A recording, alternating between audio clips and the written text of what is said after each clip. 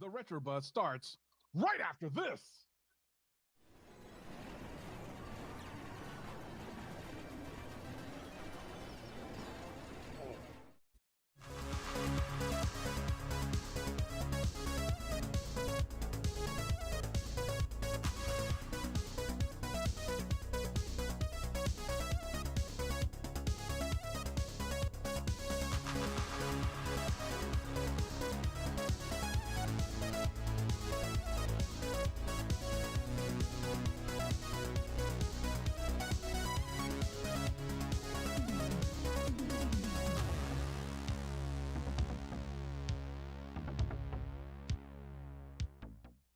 Hey guys, it's Friday, so you know what time it is. It's time for the Retro Buzz, and we've got a great show lined up for you today. But first, I want to introduce the panelists that we have today. We've got Mr. Glen Planamento from youtube.com/ no, not TurboGrafx-16, Glen's Retro Show. Wow.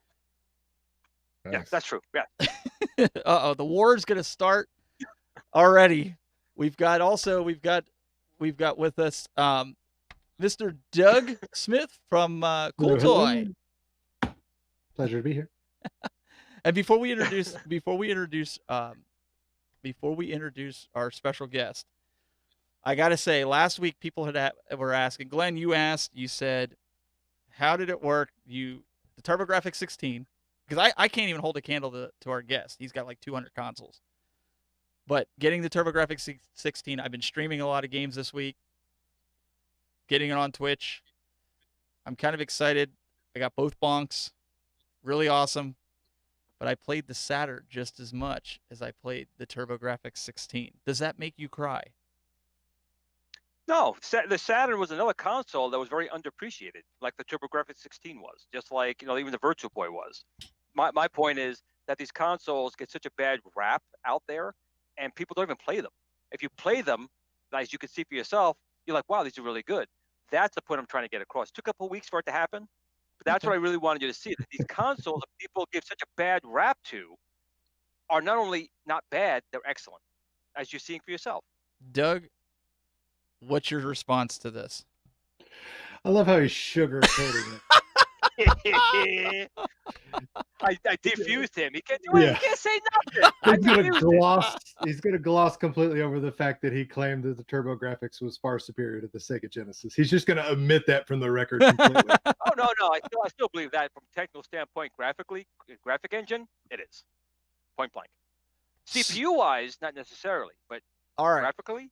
So let's get the opinion of our guest today. We've got joining us John Lester, as you guys know him, is Gamster81 from gamester81.com. Welcome, sir. Welcome. Oh, you're muted there, bud. I think you might have accidentally muted. Well, because we didn't introduce him right away, so I think he just muted it right quick. Oh. Sounded like he was getting. Hi, I want to say yes. Glenn's correct. No, he's not saying that. Superior. I think he just. It just muted. All right, he's gonna work on that. See?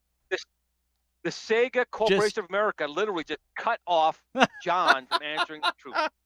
That's proof right there. We had John a little bit.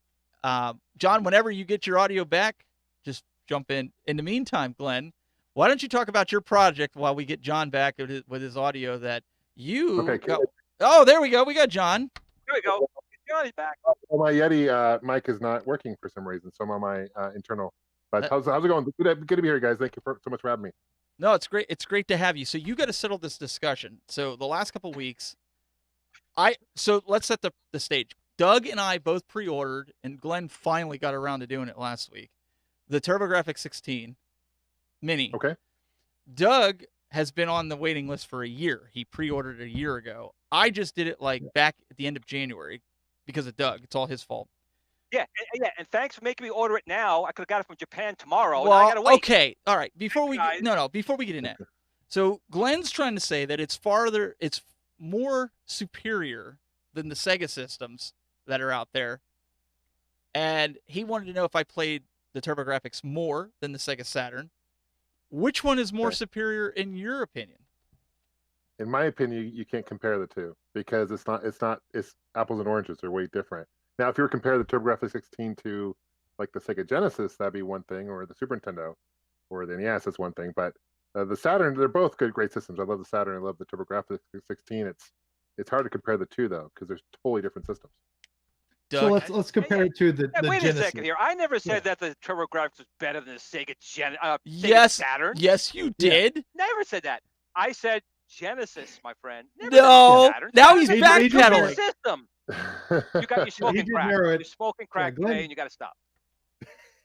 Glenn, I do believe I do TurboGrafx agree with Glenn though. I do believe that the TurboGrafx was totally underlooked and underappreciated. So it is a good system, and those who played it will enjoy it. And I'm excited for the mini. I pre-ordered mine a while ago, like you guys, and I'm still waiting for like you guys are. But hopefully, it will bring a new spotlight to a great console. Well, and I will say this, and you guys can add to this or not. Right now, P-Dubs announced it last week when he came on. He said about, like, you can order it from Japan, you can get it tomorrow. I know Patton Plays, he got his already. Nostalgia got his already. Glenn, you said. If you order it from Japan, Mad Little Pixel got his.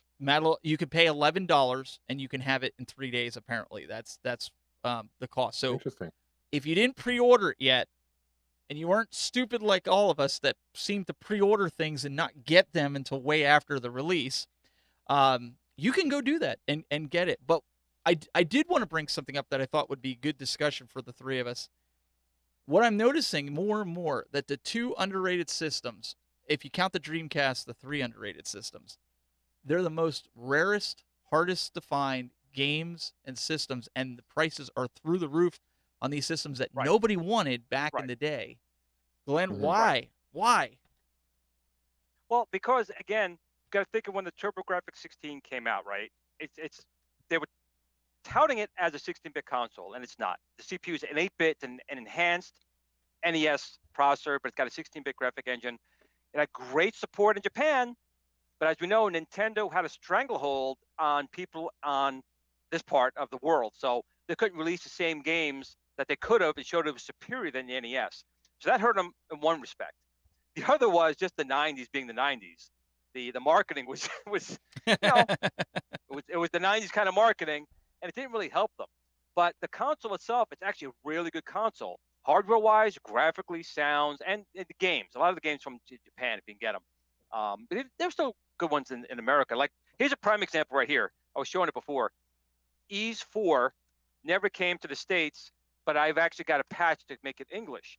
Fantastic game. Never made it here because it basically stayed in Japan. There was a lot of games like that. So the same thing is going on with, like the Dreamcast. Well, it's kind of different what happened with that one. But these machines, people are realizing, you know what? There's articles in Electronic Gaming Magazine, or my friend who had a Sega Genesis and NES said it was garbage, so I didn't buy it. But now when I'm seeing it and playing it, there's good games, and now it's not that many. It's hard to find them. They are. So now the hunt's on.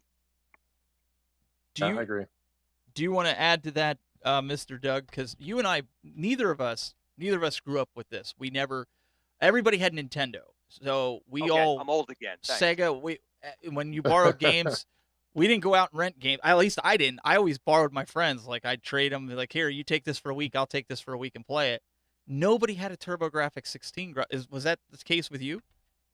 Oh, absolutely. Like I said, I purposely never grew up with anybody that I knew that had one.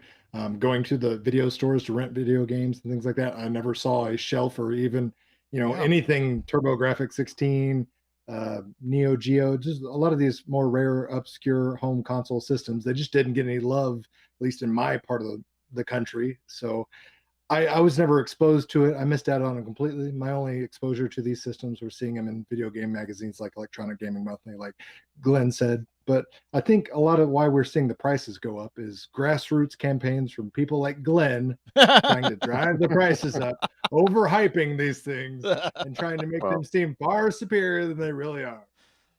I think another reason why they're expensive because there's not as many out there, right? Everyone had an NES, right? Mm-hmm. Not many people had a TurboGrafx 16. To your point. Now, did you guys know anyone who had a TurboGrafx Express, like a Turbo Express? That's even more hard. I had one, and the girlfriend stole it. It's gone. It's in Montana at this point. It's history. I have a fake one that right thing now. way ahead of its time. I mean, that was so cool back in the day. Still even cool today. But that's super cool technology back then. So Yes. I hacked my Vita because obviously they stopped. I did like a soft mod where you can keep it and it keeps everything still stocked so you can play games. I have Nintendo, Sega, and I have TurboGrafx on it, and it plays. So I was stoked with that. I was like, "This is awesome," because it's bigger, better screen than what the Express is. But $350, and some people are saying the caps aren't lasting in them, and they have to be recapped. Well, anything from that generation, you're gonna have to recap. It was just the '90s were notorious for bad caps. So if you have anything from that generation, you're gonna want to do it, because if you don't, those caps are gonna leak. They're gonna corrode. They're gonna eat the board, and then you will have nothing but a shell. And it's not bad. $55. Some guys I've seen that they're recapping because that's good. I seen a couple guys that were selling them for $175, but they need recapping. And every time I go to buy it, it sells really quick. So if you guys see one, buy it. $55. But another thing too to remember, people do these recappings. A lot of times, especially like the Turbo Express, they're surface mount caps, and a lot of times they do not cap it with surface mount caps. They use standard caps and they bend them over, and that puts a lot of strain on the motherboard. So if someone's going to be recapping it for you, make sure if it's a surface mount cap, they're putting surface mount caps where they're supposed to, not using standard through the hole caps on those spots. Although, of course, I'm the kind of guy who uses that. But if you're paying for it, you want to make sure you're getting it the right way, not the Glen way. That's a good point. I know the audio is a big issue too on the Expresses too. They tend to go out pretty common. Now, do you have one? An Express? Yeah, I have an Express, and I have the PC Engine equivalent as well. The GT. Yeah, the GT. Yeah. Glenn, he's just one up. He just one upped you. He's one up me in a lot of areas. I can't compare one myself up to behind Gamester. you. So you got plenty of one ups behind you.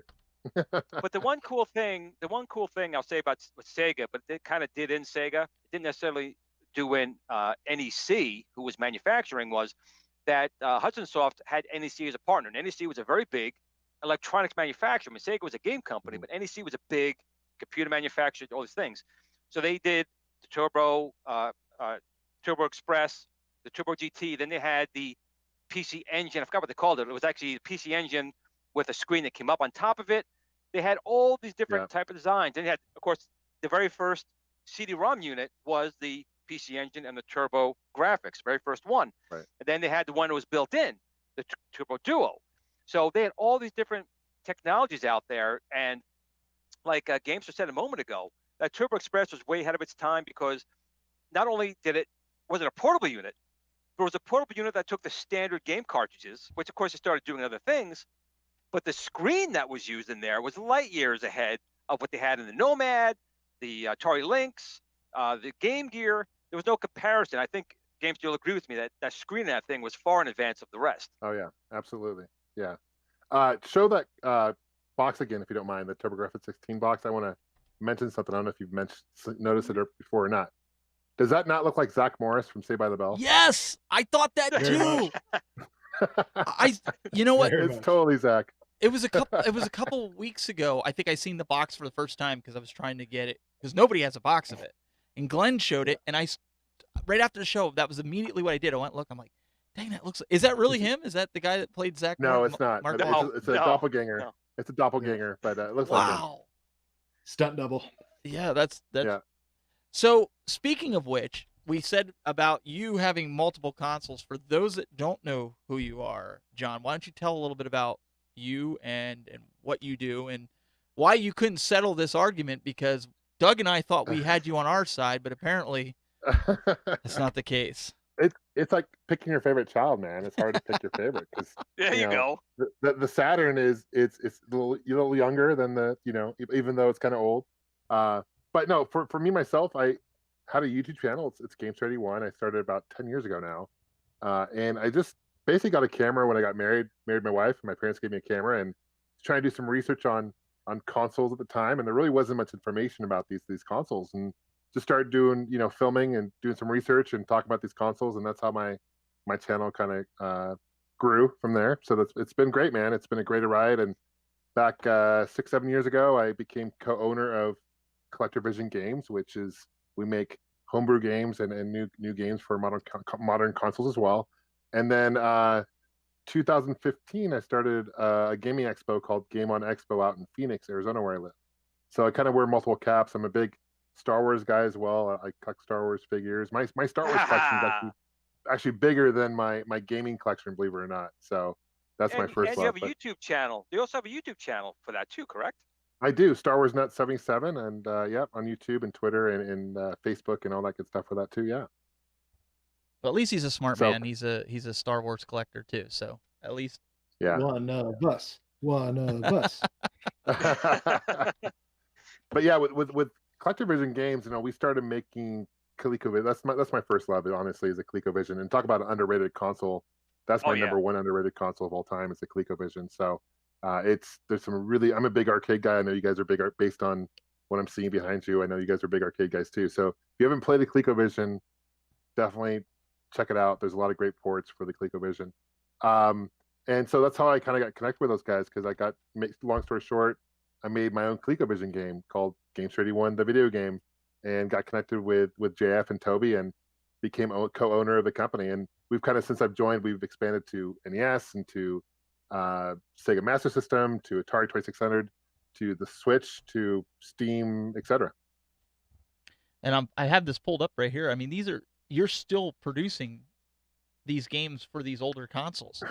Correct. Yeah. So we are the only, to my knowledge, we're the only company I know, at least in the Americas. I'm not sure quite in Europe, but to own an actual Colecovision cartridge mold. So we make them in house. We everything's original. So like this is our new City Hunter Curse of the Caverns of Death for the Super Nintendo. Those are original molds. So we don't recycle any old carts or anything. The only situation where we actually did that was for the Sega Master System, because there's just no molds out there for that. So that was a pretty limited run that we did there. I'm gonna see if I can pull that up there. Because you're low stock on that right now. So let's see if we can pull that up. It crashed our site. I was shocked on the demand for this game. It crashed our site twice when we put them up. Our site got crashed. So absolutely, yeah, I mean, there's definitely a lot of demand for a Sega Master System, and that's another system that Glenn, to your point, with Nintendo having dominating the market. You go to countries like Brazil and Europe, and there's a lot of great ports for the Sega Master System.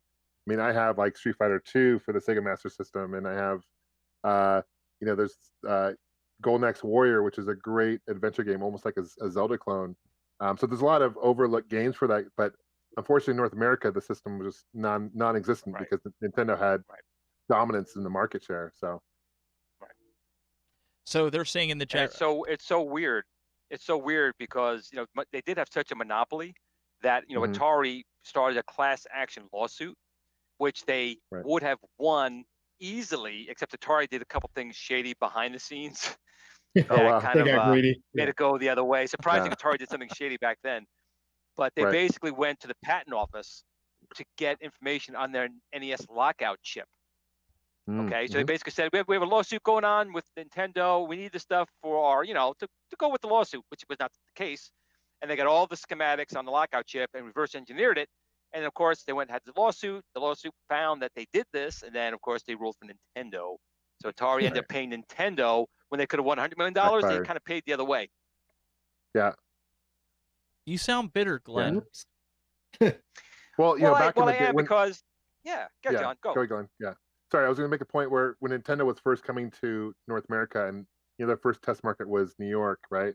Nintendo actually reached out to Atari to actually help, publish and produce the NES. Correct. And Atari shot them down. Atari shot them down. So I'm sure if they had a time machine, they're kicking themselves. It's like one of those situations with Nintendo and Sony with the PlayStation. It could have totally changed history as we know it for video games. Correct. And Nintendo did at the time. People don't realize, especially kids today, that Nintendo in the late 80s to early 90s was nothing spectacular. And Nintendo knew that. Atari still was a huge world phenomenon in name. So they did approach Atari, and Atari, being Atari at the time, who they were basically trying to almost, I don't say rip them off, but they were trying to get everything and give them very little. And if anyone knows Nintendo don't play that game. Right. So it didn't end up working out, and Atari blew a huge deal. And a lot of people don't know that Sega was going to do the same thing in certain markets with the Genesis. And again, Mm-hmm. Atari was stupid; it didn't take the bite. And well, here's Atari today with the VCS that'll never be out, or if it is, who cares? Or the hotels, they're coming out. Yeah. Right. Yeah. But I think that's cool though that independent developers and stuff are making games that for these old consoles that guys are still buying and collecting. I mean, that's pretty awesome. Yeah, I mean, we do something unique where we actually cross-port games. So when you program a game for the ColecoVision, it's totally different programming than for Super Nintendo, right, or a Genesis. In many cases, you got to change the sprites, you got to change the colors, the graphics. So we, Caverns of Death, for example, Sydney Hunter and the Caverns of Death, it's already out for the Super Nintendo. It's pretty much getting really close for the NES. Genesis is we're working on. We have a port for. There's also a Sydney Hunter called Sydney Hunter and the Sacred Tribe, which is already out for the Commodore 64. We produce it for and that's for floppy disk, and cartridge. Commodore 64. Sega Master System. We're working on an original Game Boy port of that game. So it's just really interesting to port these games to like all these different platforms. It's kind of a pain in the ass, but we do it for the love of gaming and just the love of these retro consoles. So the question is, with the stock getting low and sold out, is that something you guys are going to replenish the stock of, or once it's gone, you're not bringing it back? For most games, when we do like a ColecoVision game, we probably do maybe 100 copies of a game. I mean, they're really pretty limited. And in most cases, we don't do more. But I think in the case of the Sega Master System, given that there was so much demand, we just got to restock on some shells, get some new shells, some donor carts and stuff like that. But I think we do plan on making some more copies of that game. Even like the Super Nintendo consoles ones too? Super Nintendo, we made them, and we won't plan on making any more. Yeah, wow. we want to be sensitive too, because we still have copies available, but we want to be sensitive to the fact that people bought this game, and if we keep making more and more and more, the value gets less. So yeah, we got to be sensitive to that too. So. And another thing too is they're making these old games, but these are actually very quality games. I have some ColecoVision games myself. Oh, thank you. So thank you. The programming on them is very important. Some of these like ports are excellent. I mean, they have some arcade ports on there for like the ColecoVision that are just excellent. And it's actually, when you look at it, number one, it's hard to believe someone was able to squeeze that out of that 8-bit CPU and the VDP and the ColecoVision. It's amazing. So the programming is key, and that's why people do want to buy these games and play them, because the games are good. Yeah. We earlier this year we released a new console. I don't know if you guys are aware of that. It's called the ColecoVision Phoenix, and it's an FPGA HD ColecoVision console. So we'll play ColecoVision games. It also has a chip in it, so it actually increases the memory and the graphics, so it actually looks more equivalent to an NES quality game. So really excited about that. We did the first batch. We already made them. We released them, shipped them out, and we're working on a second batch as we speak. Wow. Doug? And it's even more so. That also has the Super Game module built in, correct? It does. It has a Super Game module built in. Yep. Yeah, it has an adapter for Super Nintendo controller in case you want to use a Super Nintendo controller, because ColecoVision controllers are very clunky and unreliable. And Doug, I think, so it looks like a small ColecoVision as well. I mean, the Phoenix is actually a really, really nice console. If you like those older games, and the ColecoVision had an expansion module for the Atari 2600, so you have to purchase that. That's also built in, so you can play 2600 games, ColecoVision games. It's just a really nice console. You guys did years working on that, right? Yeah, it's been years. Yeah, it's open source too, so there'll be other builds. So right now you mentioned the Atari 2600. There'll be other ones too, I'm sure, in television. It has an SD card slot, so you can play ROMs on it too. So, but pretty limited. I mean, the first batch we only did like 750 of them, and probably only do about 750 for the second batch as well, and that will be it. 1,500 total. So pretty limited. And Glenn has half of your stock, because that's why everything. That's what I was gonna say to No, he Doug. does. Yeah. All these limited But to get runs. those molds for those, it's not cheap, right? I mean, we don't have much markup on the system at all. We just make it just because we have a passion for the system, ColecoVision, and we want to just expose it to more people. Hey, Doug, can you read the comment in there from Shelton Sims in Facebook that he has for John?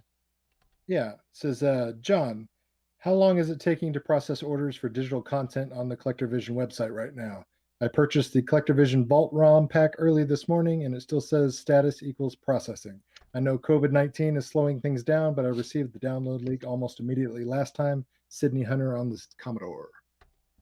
Okay, good question. I don't have an answer for that, to be honest with you. Toby, who handles all that, would be the guy to ask. But I'll tell you what, if you can have him shoot me an email, it's just or send me a message on Facebook. My email is just john.lester@gamester81.com or at collectorvision.com. I'd be happy to look into that and get you an answer soon on that. But I imagine to be soon if you just got it this morning. So, okay, Cool. good question. Appreciate it. Yeah, just make sure you guys are tagging Glenn, myself, or Doug, or even John, so he can go back and look at it later. Yeah, for sure. Sometimes we're watching 3 different chat rooms. Like right now, if somebody can find the link to the Japanese TurboGrafx Mini, I know that's kind of what we talked about before. If somebody in the Twitch chat wanted the link, so if you could post it in one of the other chats that I can grab it, throw it in Twitch, that would be fantastic. But make sure you highlight us so we can see it pop up. I know YouTube has super chats, and I know you guys are always good with that, but sometimes we don't always see it, and you don't have to do a super chat in order to tag us. We just want to make sure we see a particular comment that's coming through. For sure. So going. So John, oops, sorry. Oh, go ahead. Going on. I was saying, going on. John, you're a man with many hats. You got, the convention, you got the game development side, and you got your personal collection. How do you divvy out your time for your passions and your work? Yeah, and I have a full-time job on the side, and I have twin boys that are 6 that I watch and happily married. So, yeah, it's a good question. First and foremost, my priority is my family, right? And then goes my day job, and then kind of not to push things aside, but it would be my YouTube channel and Colecovision games and everything else. So to answer your question, I am a night owl. So once my kids go down to sleep, that's where I focus and put my YouTube hat on, or I'll put my Colecovision games hat on, or my Game on Expo hat on.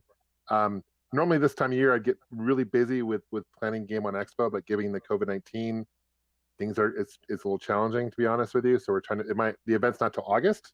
So I'm hopeful that by August things will clear up. So I'm just kind of, right now I'm putting a hold on that until I know more, to be honest with you. So that opens up more time for Colecovision games, which I've been really focusing on working with Sony on the PlayStation 4 port of Curse of the Mayan, as well as with Microsoft with that port for the Xbox One. Nice. So what would be the hardest struggle from the planning and convention side of things, COVID-19 aside? What's something that the casual person that attends these type of things doesn't realize is going on in the back end? It's a lot of work. I mean, we're going on year 6 for this, and I think marketing is probably the toughest thing, although that's what I do for my day job. I'm a marketing director, so that helps a lot, just given my background. But letting people know about it, obviously, is going to be really important. I think offering an experience, right? So, with Game On, it's a little bit different than a lot of other shows in the sense that it's not just geared for retro gamers, but also has an esports element to it. It has an anime element to it, live music. So there's something for everyone, right? So our goal at Game On Expo is to provide a family-friendly experience. We don't just want a swap meet where you can just go and buy games. That's cool and fun, but we want something interactive where people can go to tournaments and do that, and or they can live music or go to an auction. So whether our core demographic, to be honest, is probably the casual gamer. I mean, we have things for the hardcore gamers, certainly, but we want to reach out to the soccer moms and those kids and the families, because let's face it, 85 to 90% of the gamers out there are probably casual gamers, and I think if you can get those people in there, that's gonna be key. Absolutely. Just trying to be all inclusive and trying to broaden your all scope inclusive. as much as Yeah, possible. we don't want a situation people feel like unwelcome or uncomfortable. We want something to have fun. And on the same note, we want people who are hardcore gamers, because we don't want to forget about those guys, certainly, or gals, and we want them to have fun too. Excellent. With the TurboGrafx 16. I knew he was going to. TurboGrafx 16 with big neon sign up front, for sure. I knew we might change it to Game On Expo TurboGrafx 16 Expo. I'm actually thinking about changing. Just rolls right off the tongue. It just rolls so nicely off the tongue, for sure. So we're getting a lot of great comments here in the chat room. Somebody actually said that my gentleman's name is My Family. That's the name of it. He said, "Wow, this is one of the most interesting guests I've seen on the show. I'm very impressed." So kudos to you there, John. Family. Thank you. So Now, John, how long have you been doing the gaming expos for? 2015 was the first year, so we're going on year 16. So for the first how- 2 years, and how- we were go ahead. I was saying, and how has it expanded? How from when it started in 15? How much has it expanded out from there? First year we had maybe like 1,500 people, 2,000 people, and this past year we had close to 10,000 people. So it's really Wow, it's that's a really lot. grown. Wow.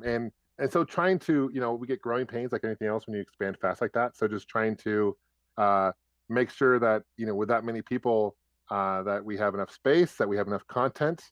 Shout out to my support team. I certainly don't do this myself, right? I mean, I need support. So we have an amazing crew that work tirelessly to make sure that we put a great event on for everyone. That's insane. P-Dubs. Let's hope this year makes it. Yes, amen to that, man. And that's Amen in to that. Arizona, right? It's in Arizona, yeah. August, which I know everyone's like, oh, it's super hot, but we do have a thing called AC here, which is helpful.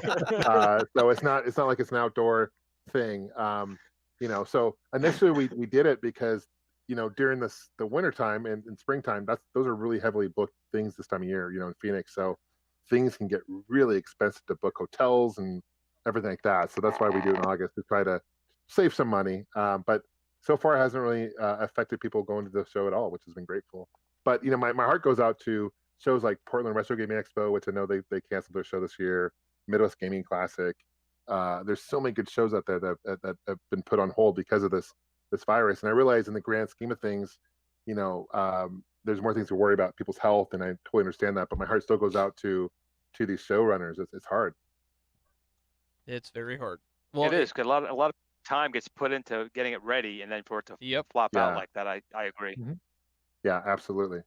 So again, I'm hopeful that maybe by the end of May we'll have some more clarity as far as what's going on with the certain situation, with COVID-19. Hopefully things will start. Let's put it this way: if things are still this way in August, then we got some bigger issues going on. Really. That's the least of our issues. So. Yep, that's why all the games are in the bunker. They're all safe down here. Right. From the apocalypse. Absolutely. All here protected. Absolutely. For sure. So what arcades, I saw Sabo was in the chat room and he said that he helped with the graphics on one of your arcade systems, if I'm understanding him correctly. Unless he was talking to somebody else, but I thought he said he helped with one of John's arcades. So unless there's another guy named John in the chat room that I kind of caught it. Interesting. Off. I wonder what game he's referring to. Maybe it was I don't know. I'm curious what he's referring to.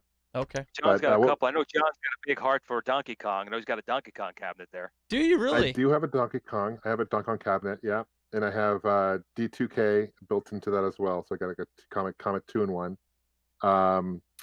Let's see. I have Star Wars is my favorite. The Atari Star Wars arcade. The Vector Graphics one, 1983. I have one of those. That's probably my favorite one for sure. A Neo Geo. I remember the Neo Geo one. That was the bowling alley. The only place I ever saw a Neo Geo arcade was the bowling alley. Yep. Yeah. Several years ago, my church, they had a couple arcades. Yeah. Several years ago, I was at my church had a couple arcades, and they were actually going to give them away for bulk pickup for the city to pick up. And I'm like, what are you guys doing? Whoa. And so they end up giving me, I ended up giving them like $20 for each, because that's all I had on me at the time as far as cash goes. I picked up Simpsons arcade, 4-player Simpsons. Nice. And NBA Jam TE, 4-player, and they both look great. I paid like $40 for both of them combined. It was crazy. What year was this, John? John, what year was this? Do you remember? Probably 2-3 years ago. Oh, Jesus Christ! Man. Yeah. God. Yeah. Oh well. Oh, good and- for you. and- Good for you. That's all I can say. Dump. And Sabo's Yeah, they're just gonna dump them. I'm like, what are you guys doing? So I gave them enough money to basically transport to my house down the street, and we're good to go. they delivered them to you too? Yeah, they Oh, delivered. Oh Yeah. my goodness. What a happy accident, man. That's awesome. Yeah, it was. I felt like winning the lottery, John, man. It was awesome. John, what are those guys doing with those big boxes, John? Oh, nothing, honey. Well, that's the thing. I'm running out of room in my house for these, because they take up space, as you guys know. So Yeah. Well, you got 200 consoles that probably line the one wall like Glen's there. Wait, I gotta ask. Yeah. Do you have them in plastic baggies too, like he does? I don't. but I don't have them in plastic baggies. I do dust them weekly and make sure they're in good shape. So I was watching. I hate dusting. My wife put on the show during the week, Adrian Monk, and immediately I thought of Glenn with his arcade stuff, putting things in the baggies and having to wrap them and put them on the shelf. And well, another thing you got to do when you put them in baggies, you got to suck the air out. You got to suck the air out. You got to make a vacuum. Vacuum. You doing that with a Nice. straw or? I am doing it with a straw. That is correct. Wow. So Sabo says Sydney Hunter was the one that he helped with the graphics on, apparently. Oh, okay. Right on. Yeah, appreciate that. Yeah, for the arcade. Okay. Yeah, so that's currently that's a one-of-a-kind custom arcade. That's a place called Starfighters Arcades here in Mesa, Arizona, locally. I have it on display there. People can play it and enjoy it. So yeah, thank you for the help on that. That's awesome. That's pretty cool. So you actually have it Yeah. set up as an arcade game, and you have it in a location that people can play it. Yeah, let me see if I can send you a picture of what it looks like here, if I can look it one up. That'd be cool. Yeah, we created a one-of-a-kind arcade. It's a PC, but it plays like an arcade. You got joysticks and buttons and everything. So I know So we. was it a fresh cabinet or was it a donor cabinet? Fresh cabinet. Guy cut it. I mean, this guy is amazing. I have a DuckTales cabinet too. He did the same thing. He basically cut everything by scratch, by hand. It's pretty amazing. I'll send you guys some pictures. Yeah, that'd be cool. So I was messing with John a little bit before the show and pre-show, and I was like, I had a bone to pick with him because I see everything on his site except for a Sega Genesis cartridge. So I wanted to kind of ask this on live only because of this. Is it difficult to remake these in the fact of the Sega's Genesis is kind of like a harder one to port, or is it just because it fits better on some of these other consoles? How does that work? Because a lot of these guys, they don't know, just like I don't know. Is it difficult? It's a great question. I'm not a programmer, so I wouldn't, I'm not the right guy to ask. But, from my understanding, the same guy who did the Super Nintendo port is doing the Genesis port, right? But he's got a lot of other games he's working on for us at the same time. So I know that's kind of been put on the back burner, to be honest with you. But we are working on a Caverns of Death port of the game, and it should be out, if not this year, early next year. I just wasn't sure if it was something like an iPhone versus Android, because a lot of times things get on the iPhone and iPads and everything, and not so much on Android because there's so many different versions of Android, Glenn, that you can't really develop for stuff like that. It makes it difficult. To have options than not. All right, here we go, ATGames. Got to have options. But yeah, so I know the Super Nintendo for us has been the most challenging platform to program for. Wow. You don't see many new homebrew games for a reason for that platform, because it's just there's not many tools out there available. Like with the NES, you see a ton of homebrews, right? Where Super Nintendo was not as developed, and you think it'd be it's more advanced, you think it'd be easier to program, but there's actually more limitations right now on the Super Nintendo than there is for the NES. Wow. So big sprites being one of them. Like we created a really cool lava boss for Caverns of Death, right? Like huge, took up like 2/3 of the screen, and it wasn't programmable for the Super Nintendo. So what we ended up doing was we ended up putting in the Caverns of Curse of the Mayan game for modern platforms. So we just recycled them. That's good, at least. Is there any plans maybe to do even a Nintendo 64 now that you guys kind of got the Super Nintendo down, or anything like that? Nothing in the works for that, to be honest. Yeah, but good question. We don't have any plans for it right now. Cool. Has there been a we actually need a port port. that you guys have We need to tried? send a port for. I'm sorry, Doug. Go ahead.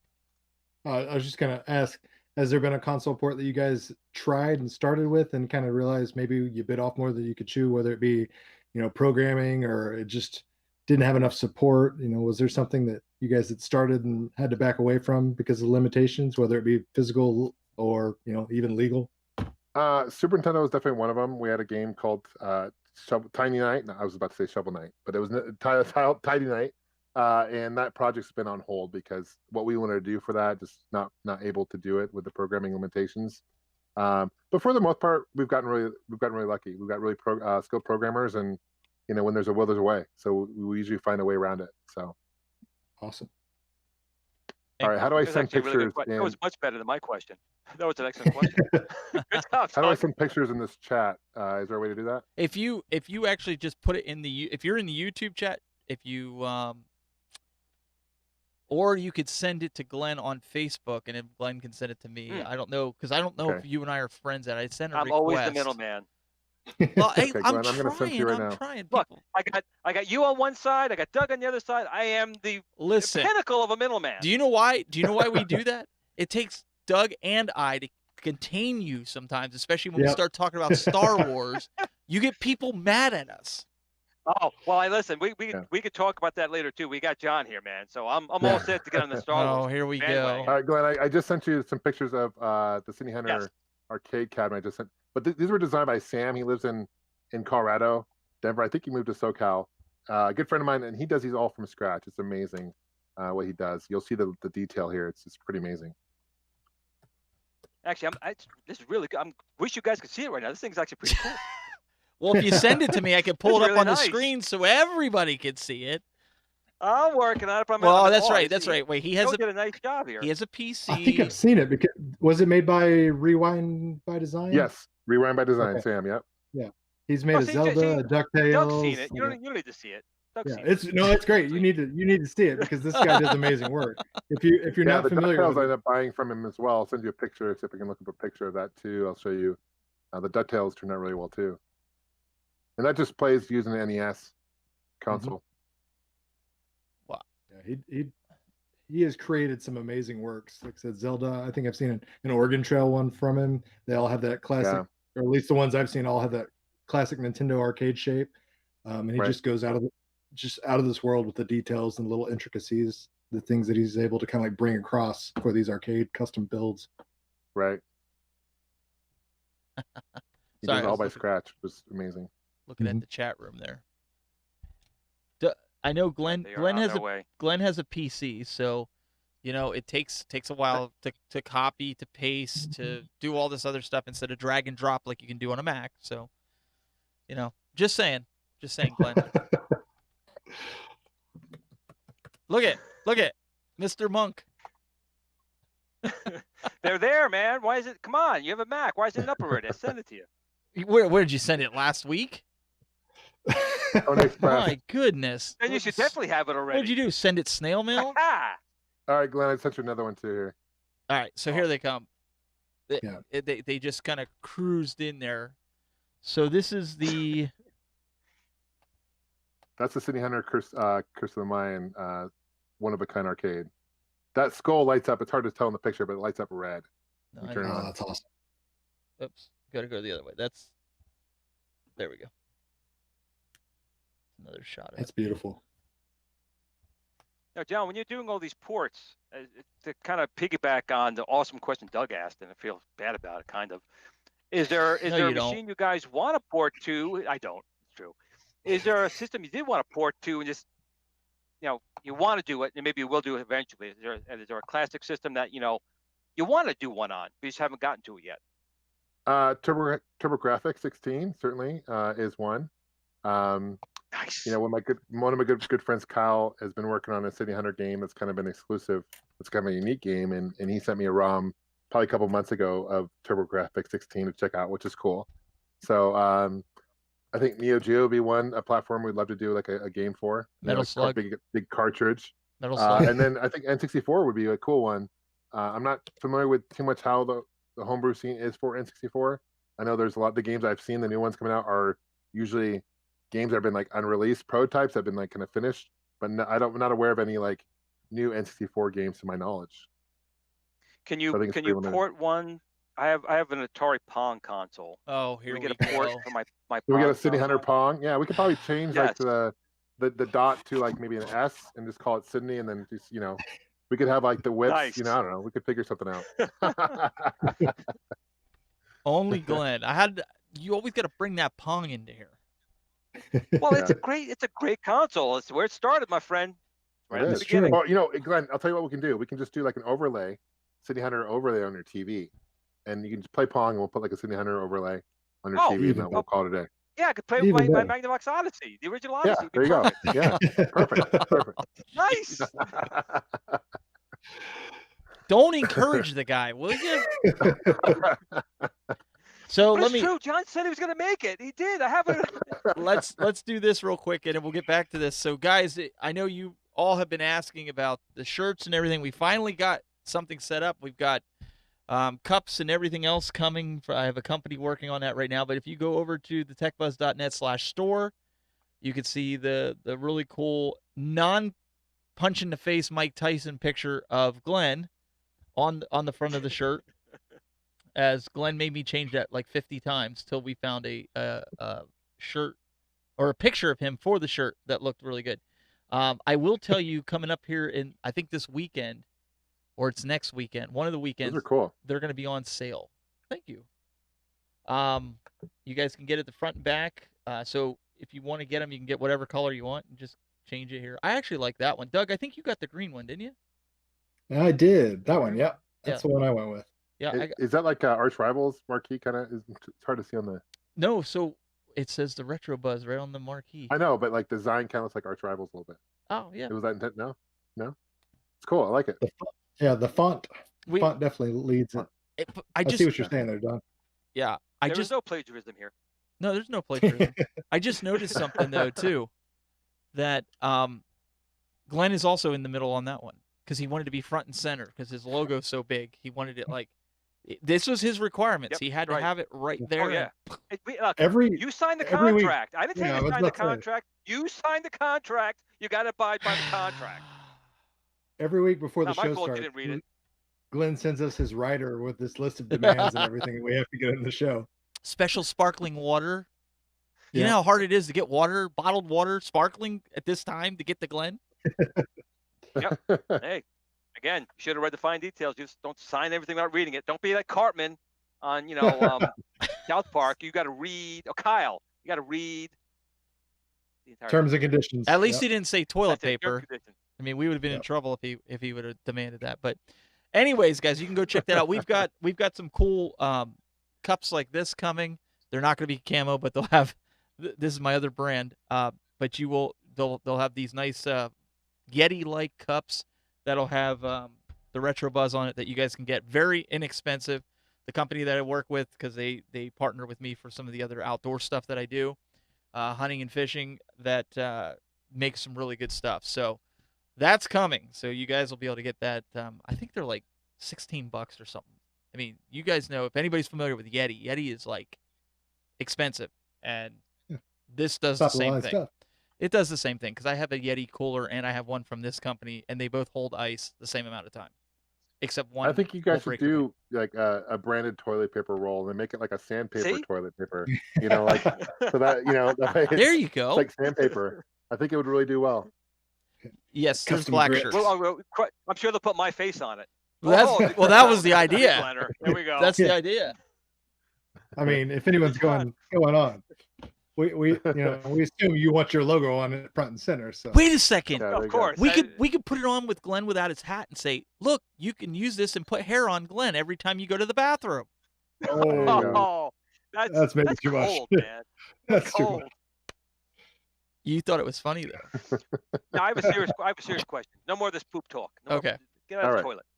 All right. I want to ask John.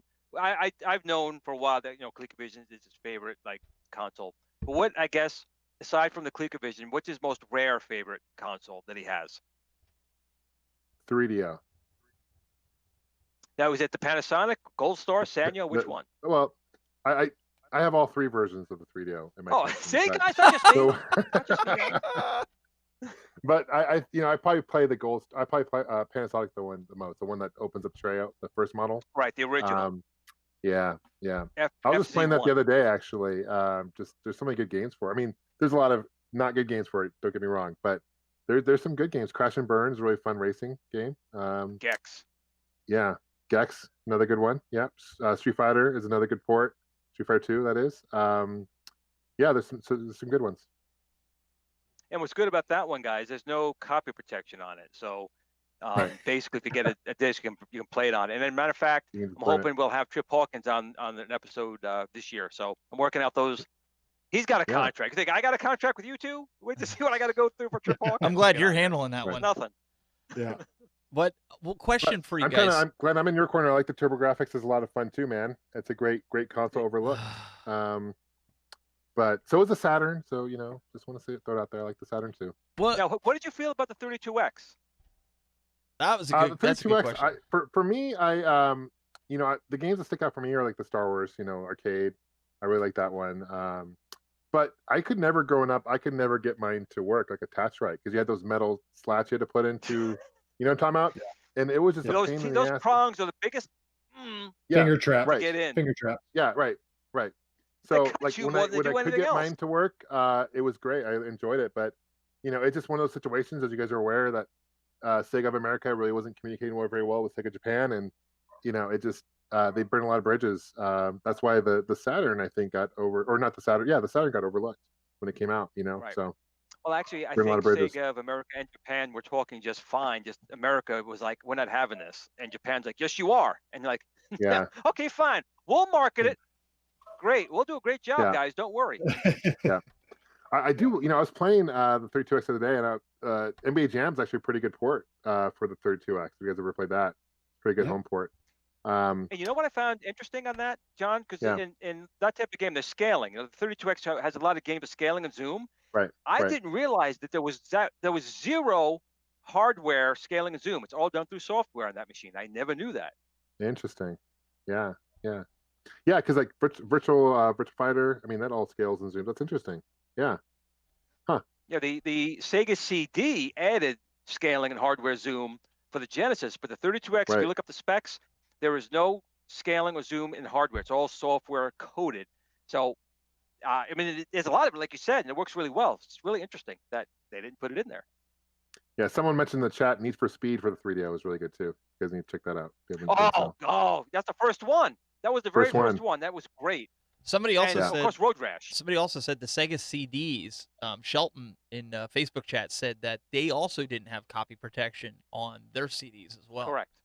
I think most CD platforms back in the day probably did not, right? I mean, they weren't worried about it. Because remember, look at when these machines were released. When these machines were released, CDRs in the home were way too much money. Right. It was way expensive. Right. So there was no worry about it. And then all of a sudden, they came out. Oops. Copies. Well, something that's really sad is there's a thing called CD rot, right? It's going to happen, and a lot of these CDs are getting rotted. It's getting to that point where you can't play these games anymore. So I think it is good. I don't want to endorse piracy by any stretch of the imagination, but I think it is good that people are preserving these games, whether it's through emulation or what have you, because you're right. 10, 15, 20 years from now, we may not be able to play these CDs anymore, because there's going to be CD rot. So it's something to be aware of. Well, that's and John, we were talking about it the other week, like what you have with the Colecovision Phoenix. It's an FPGA. We just talked about this. Yep. As much as we love the original consoles, there is going to come a day, where they're not going to work. And emulation is software, but with your Phoenix, that's not emulation, that's recreation. You're recreating the hardware. And that's, I think, ultimately the future for our what we like enjoying. It's going to be that. Right. Well, even another good one is Road Rash for the 3DO. Someone just mentioned that too. Mike, shout out to Mike. Yeah, it's another good one. Love me some Road Rash. But I do that even with my Sega Saturn games. I copy them and I use the burn copy to play rather than destroying that. But I know what you're saying, the CD rot, right? But what about the TurboGrafx? Since you were bringing that up, how you can't back those things up? Well, you can, but I will say, like right here, this is my copy from Japan of Ease 4, and they did something interesting on here. They have one audio track, and then they have a data track, and then more audio tracks. They broke them up in such a way that it's very difficult to copy. But with that being said, it is not impossible. But what about the card? What about the cards, Glenn? The actual the cue cards that you can 3D print them.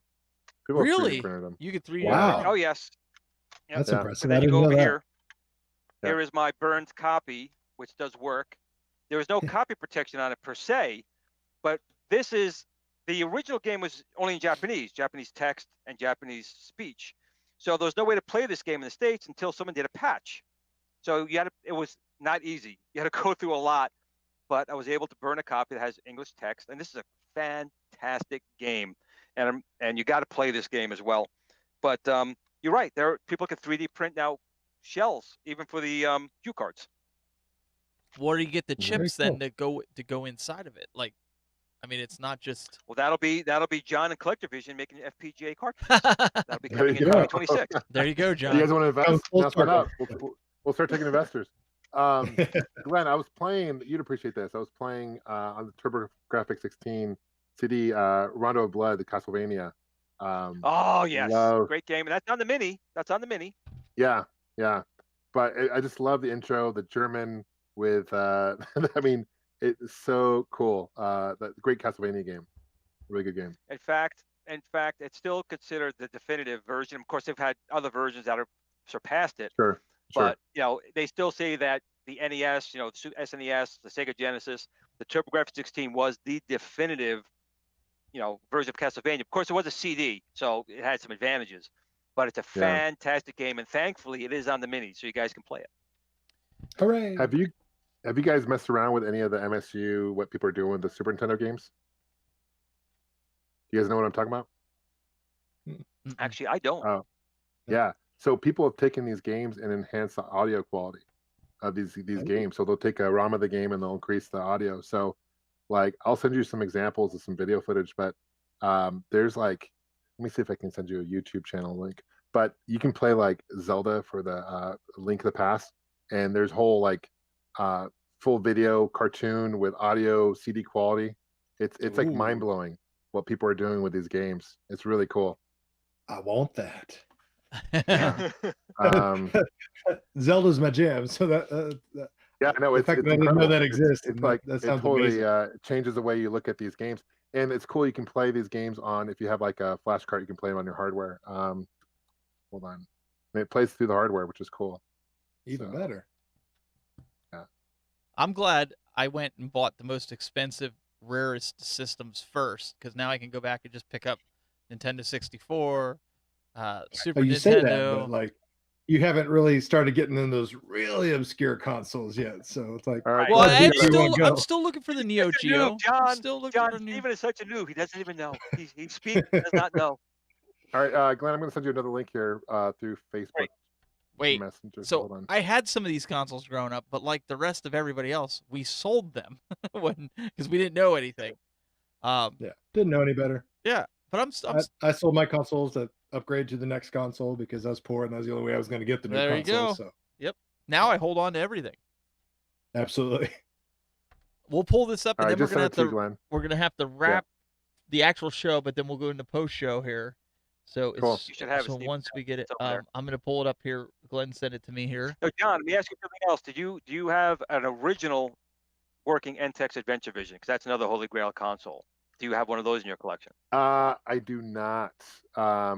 I have, my buddy sent me one. I did a video on it. I don't have it. That was an attachment, correct? It was like an attachment to.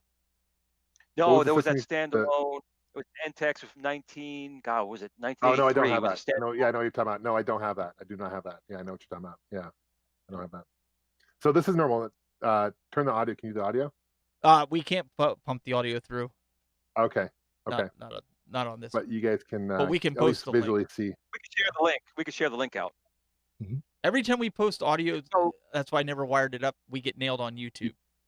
You can fast forward it a little bit, Okay. maybe. About there. Or maybe. Oh no, maybe you did too much. Oh, too much. Go back. You gotta do the intro. It's not probably such the right link. Like that. Go to like. Okay, go to like the 4-minute mark, like the 3-minute mark. Oh, 3-minute mark. All right. Sorry. Yeah, that's the 3-minute, 4-minute mark. Come on, man. I'm working on it. Calm down. And keep in mind the audio is incredible too. But yeah, this is what. So are they Look at just this. recoding the audio, or are they enhancing the? No, this chip is all somehow? new voiceovers, the voice actors, and everything. Wow. Look at this. This would have blown people's minds if it would have been on the original cart. And this is playing on the Super Nintendo hardware, which is incredible too. Even more impressive. Wow. Yeah, pretty mind blowing. So it's really cool what people are doing. Yeah. That's dedication for sure. Right. Interesting. It's like a little cartoon. Full cartoon. That's got anime. Yeah. Yeah. As long And it's as not long as bad it's as a CDI the. card, It's not as bad for the CDI, right? It's not as bad as the CDI versions. The voice acting is much better than the CDI versions. Trust me. Yeah.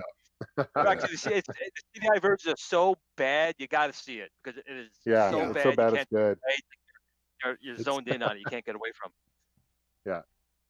Well, John, we have to wrap up this portion of the show, the actual podcast / video cast of the show. So, any parting words for everybody? And we really appreciate you jumping on.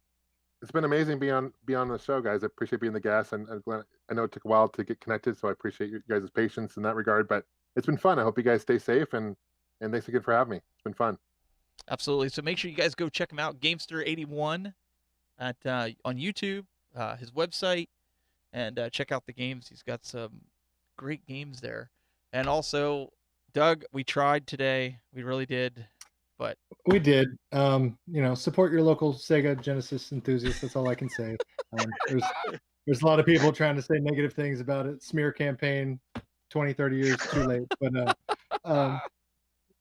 cooler heads will prevail. Smarter people will know the truth. The truth is out there and all that stuff. But no, thanks for John coming on, and I really hope this COVID-19 stuff kind of clears out for everybody's sake, but mainly for yours, because I know there's a lot of people really looking forward to the Game on Expo. So I really hope that. Thanks, guys. Thank you. Move forward.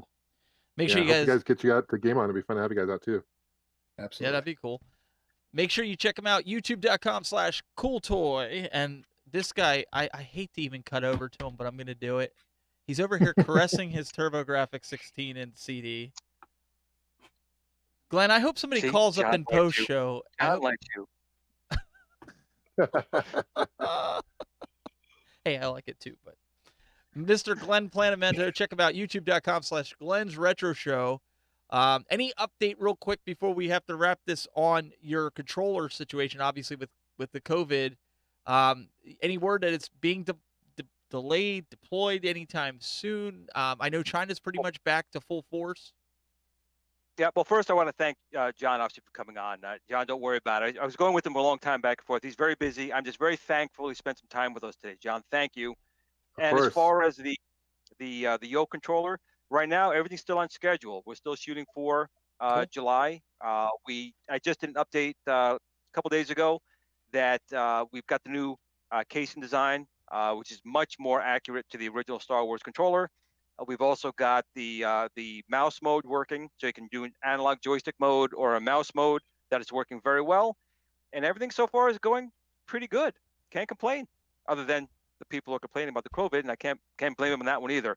I will say again, two things real quick. I got to say two things real quick. One, people, don't think because you feel okay, you can just do whatever you want. Please, if you can stay home, stay home. I work for a hospital system, and I'm telling you right now, it's been crazy. We've got to try and keep it down as best we can. If you can stay home. Go buy some ColecoVision games, do a digital download, play on your Switch, whatever you want to do, but please stay home. That's number one. Number two, I'm hoping John, before he leaves, will agree with me that episodes 4, 5, and 6 were great. 1, 2, and 3 were okay, but then 7, 8, and 9 were kind of like sticking at No. Don't say nothing, John, until we get to post show, because that's listen, guys. That's a whole other thing. Listen, we're gonna hold that. We're gonna make sure John doesn't say anything until post show, because look, you want to hear the response. You got to be here for the show and be there for post show. We're gonna have a bunch of people call in. Glenn, anything else that you have before? Just honestly, all joking aside, please be safe. Please be conscious. Keep 6 feet away from people if you can. If you have a mask, use it. If you do have to go out, just because someone looks fine, they still could be a carrier and infect someone else that you know and love. And this stuff is dangerous. People may say it's like the flu. It is not. It is much worse than the flu. Please be careful. Yes. Sure. Absolutely. All right, guys, we'll see you next week for more of the Retro Buzz. You can check everything out on the web. Go subscribe to the podcast everywhere your favorite podcast is at, both audio and video. And we'll see you next week.